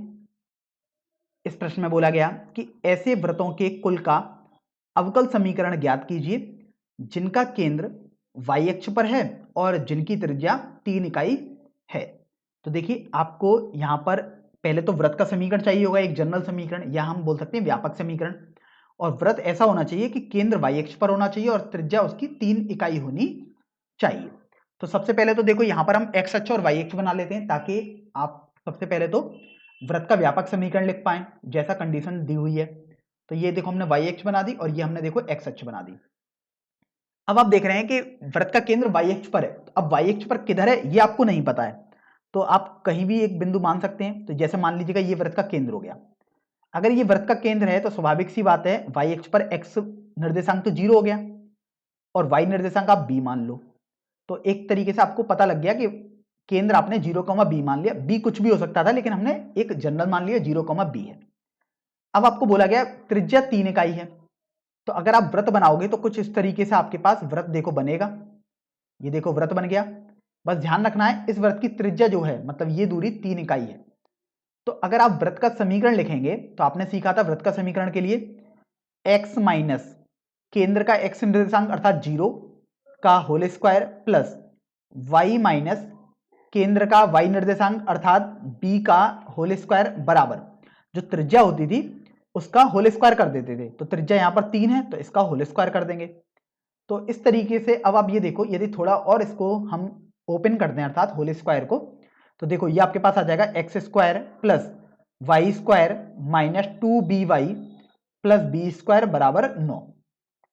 अब देखो अगर आप चाहते हो तो क्या कर सकते हैं कि 9 को हम पक्षांतर कर देते हैं ताकि जो बी स्क्वायर अचर है और 9 अचर है दोनों को एक साथ लिख दें। ये पूरा आपके ऊपर निर्भर करता है, अगर आप चाहते हैं तो करें, नहीं तो कोई दिक्कत भी नहीं है, आप वैसे भी सॉल्व कर सकते हैं। तो ये आ जाएगा पक्षांतर करने के बाद X square plus Y square minus 2by plus B square minus 9 बराबर 0। अब ये बेसिकली आपके पास वक्र का समीकरण आ गया। अब चूंकि वक्र का समीकरण आपको पता लग गया, अब आप प्रॉपर फॉलो करेंगे अपने रूल्स, जिसमें हमने आपको बोला था कि सबसे पहले आप ये देखो कि आखिर कितने अचर हैं आपके पास। तो आप देख रहे हैं आपके पास यहां पर केवल एक तरीके का अचर है जो कि b है। देखो ऐसा नहीं सोचना है कि यहाँ बी स्क्वायर है और यहाँ b है तो ये अलग अलग अचर हो गए। अचर तो केवल एक हुआ स्वेच्छ अचर जो कि b है। अब चूंकि एक स्वेच्छ अचर है इसका मतलब आपको केवल और केवल एक बार ही अवकलन करना होगा। तो चलिए अब हम दोनों तरफ अर्थात दोनों पक्षों में x के सापेक्ष अवकलन कर देते हैं। तो देखिए एक्स स्क्वायर का अवकलन करेंगे x के सापेक्ष तो ये 2x आ गया, प्लस वाई स्क्वायर का अवकलन करेंगे x के सापेक्ष तो ये 2y आ जाएगा। अब y का अवकलन करेंगे तो dy/dx आ जाएगा जैसा कि चेन रूल में करते थे, माइनस 2b, देखो ये तो कांस्टेंट है, y का बेसिकली अवकलन करना होगा तो ये dy/dx आ गया, प्लस देखिए बी स्क्वायर माइनस 9 ये तो एक अचर राशि है, तो किसी भी अचर राशि का यदि भी किसी भी चर के सापेक्ष हम अवकलन करते हैं तो ये आपके पास 0 आ जाता है। तो ये बराबर 0 आपके पास हो गया। तो अगर आप यहां से देखो तो हम देखो दो वेनिस्ट ले सकते हैं, तो ये आ जाएगा वेनिस्ट लेने पर x plus Y dy/dx minus b गुणा dy/dx बराबर 0। तो अभी देखो जब आपने ये लिख दिया तो आप ये देख रहे हो कि हम इस 2 को तो हटा ही सकते हैं बेसिकली। तो ये आपके पास हो जाएगा x plus y minus b गुणा dy/dx बराबर 0। तो यहां से आप ये देखो आपके पास हो जाएगा ये y माइनस बी बराबर गुणा dy/dx बराबर माइनस एक्स। तो अगर आप y माइनस बी का मान निकालें तो ये देखो आपके पास हो जाएगा माइनस का x बटे dy/dx। इसको आप दूसरा समीकरण मान लीजिएगा। अब आप ये देखो y माइनस बी का मान हमने निकाल लिया है। अब यहां पर आप देख रहे हो कि समीकरण 1 में y माइनस बी तो कहीं भी नहीं था, लेकिन यदि आप गौर करें तो यहां पर तो आपके पास y माइनस बी दिया हुआ है तो आप यहां पर यूज कर लीजिएगा, क्योंकि देखो समीकरण 1 और इस वाले समीकरण में कोई अंतर तो है ही नहीं। तो अब आप y माइनस बी का मान वहां यूज करेंगे। तो देखो अब आपने देखा कि जो आपके पास समीकरण था स्टार्टिंग में x square plus y minus b का होल स्क्वायर बराबर 9 था, y माइनस बी का आप मान लगा दो यहां पर। तो देखो ये आ गया x square plus minus x बटे dy/dx का होल स्क्वायर, क्योंकि y माइनस बी का होल स्क्वायर है आपके पास, बराबर 9 आ गया। तो यहां से अब ये देखो आप इसको थोड़ा सरल करेंगे तो सबसे पहले तो एक्स स्क्वायर प्लस, देखो ये आ जाएगा एक्स स्क्वायर बटे डी वाई बटे डी एक्स का होल स्क्वायर बराबर 9, क्योंकि माइनस का होल स्क्वायर करोगे तो प्लस ही बन जाएगा बेसिकली। तो अगर आप अब लासापा ले लें तो देखो ये आ जाएगा डी वाई बटे डी एक्स का होल स्क्वायर, देखो ये आ गया एक्स स्क्वायर गुणा डी वाई बटे डी एक्स का whole square plus x square बराबर 9। तो इस तरीके से अब आप ये देखो कि अगर हम डी वाई बटे डी एक्स का होल स्क्वायर जो हर में है उसको पक्षांतर करें तो ये गुणा में बदल जाएगा 9 के साथ, तो ये आ जाएगा एक्स स्क्वायर गुणा डी वाई बटे डी एक्स का whole square plus x square बराबर 9 गुणा डी वाई बटे डी एक्स का होल स्क्वायर। अब अगर आप चाहते हैं तो देखो आप इस तरीके से लिख सकते हो कि डी वाई बटे डी एक्स के होल स्क्वायर वाले पद एक तरफ कर लो, तो ये आपके पास देखो आ जाएगा x square minus X square minus 9, क्योंकि आपने इसको पक्षांतर किया इधर, प्लस एक्स स्क्वायर बराबर 0। तो यही आपके पास देखो अवकल समीकरण आ गया, जिसमें आप देख रहे हैं हमने जो अचर था b उसको हटा दिया है। या अगर आप चाहते हैं तो आप इस तरीके से भी अपना उत्तर दे सकते हैं कि डी वाई बटे डी एक्स को तो हम वाई डैश लिख सकते हैं, तो वाई डैश का whole square x square minus 9 प्लस एक्स स्क्वायर बराबर 0। तो दोनों ही उत्तर आपके पास बिल्कुल सही हो जाएंगे।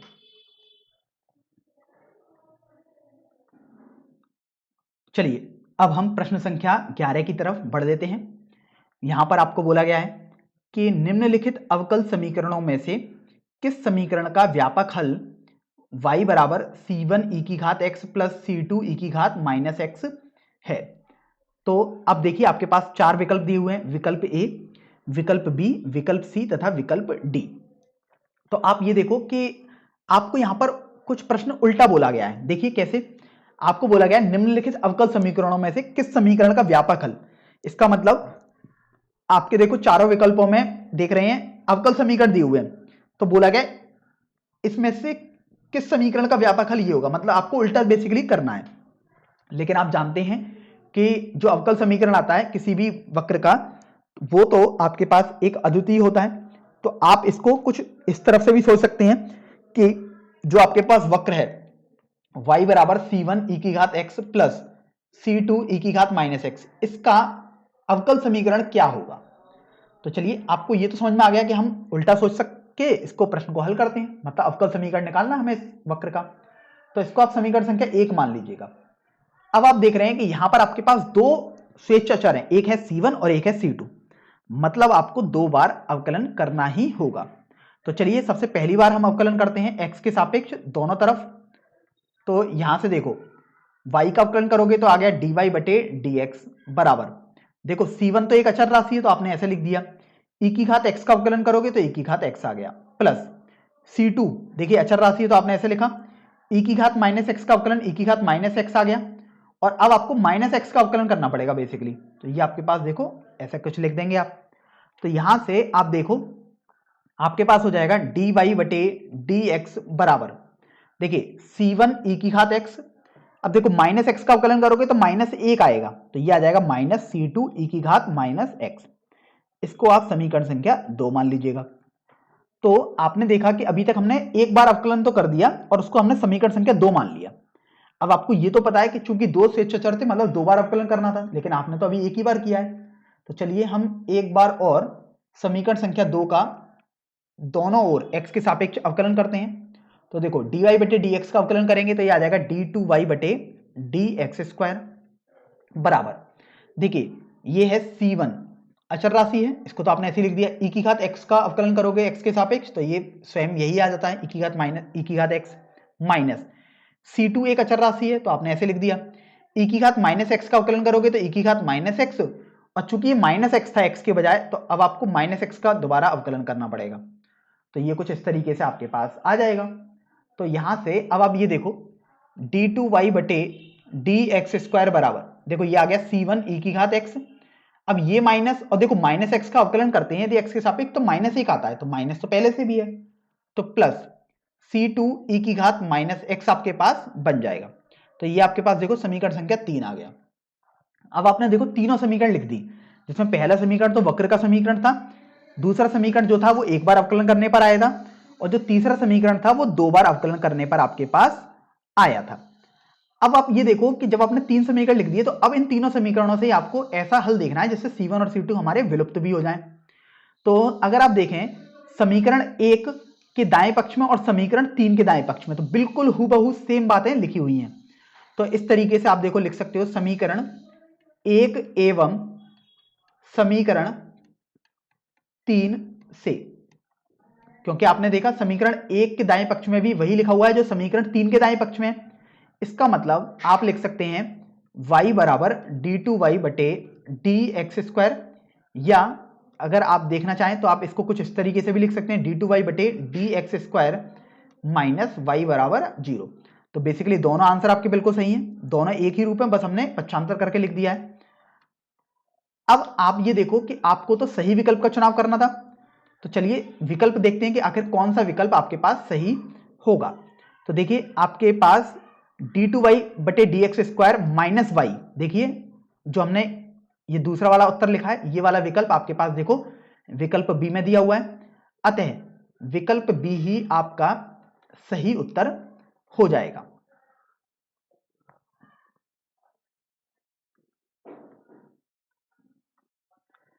तो देखिए अब हम प्रश्नावली 9.3 का सबसे अंतिम प्रश्न अर्थात प्रश्न संख्या 12 हल करेंगे। यहां पर आपको बोला गया है कि निम्नलिखित समीकरणों में से किस समीकरण का एक विशिष्ट हल y बराबर x है।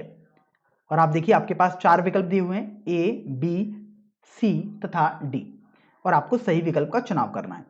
तो सबसे पहले तो आप ये देखो कि आपको y बराबर x का विशिष्ट हल पूछा गया है, मतलब अवकल समीकरण अलग बात होती है, विशिष्ट हल पूछा गया मतलब आपको ये देखना है कि कौन सा विकल्प जो है वो y बराबर x को संतुष्ट करेगा, या आप बोल सकते हैं y बराबर x कौन से विकल्प को संतुष्ट करेगा, दोनों सेम बातें ही हैं।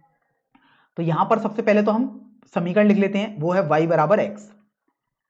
अब आप ये देखो कि अगर आप देख रहे हैं सभी विकल्पों में तो 2 बार अवकलन करना जरूर पड़ेगा, क्योंकि d2y बटे dx² भी आ रहा है, dy बटे dx की बात भी हो रही है। तो सबसे पहले तो हम एक बार अवकलन करेंगे x के सापेक्ष और दोनों तरफ करेंगे। तो देखो ये आ जाएगा आपके पास dy बटे dx बराबर 1। तो देखो अगर हम इसको समीकरण संख्या 1 मान लें तो आप इसको समीकरण संख्या 2 मान लो। अब आपको ये तो पता है कि 2 बार जरूर अवकलन करना ही पड़ेगा, क्योंकि प्रश्न में विकल्प ही ऐसे हैं कुछ। तो एक बार हम और अवकलन करेंगे x के सापेक्ष दोनों ओर। तो देखो ये आ जाएगा d2y बटे dx² बराबर, देखो एक का अवकलन करोगे तो ये 0 आ जाएगा। तो इस तरीके से ये आपके पास समीकरण संख्या 3 बन गया। अब आप ये देखो कि आपने समीकरण 1, 2 व 3 तो निकाल लिए। अब देखिए हमें तो पता नहीं, हमें तो सभी विकल्पों को जांच करना पड़ेगा। तो चलिए सबसे पहले हम विकल्प ए की जांच करते हैं। तो विकल्प ए में हम आते हैं, तो देखो वहां पर आपको बोला गया d2y बटे dx²। पहले तो मैं विकल्प ए लिख देता हूं, हर किसी का मैं बाएं पक्ष लिखूंगा हर विकल्प का, और देखूंगा क्या वो दाएं पक्ष के बराबर आ रहा है या नहीं आ रहा है। अगर आ रहा होगा तो मतलब वो विकल्प सही हो जाएगा। ये आपके पास देखो विकल्प ए का बाएं पक्ष हमने लिख दिया। अब यहां पर देखो हम मान लगाते हैं, तो d2y बटे dx² ये तो 0 है, माइनस x², dy बटे dx आप देखो आपके पास 1 है, प्लस xy, तो ये आ गया माइनस x² प्लस x। अब y की जगह आप समीकरण 1 से देखो x लिख सकते हो, तो आप देख रहे हो माइनस x² प्लस x² आपके पास आया, मतलब ये हल करने पर तो 0 आ जाएगा। लेकिन आप देखिए समीकरण 1 में तो आपके पास x दिया हुआ है, इसका मतलब समीकरण 1 तो आपके पास बिल्कुल गलत हो गया।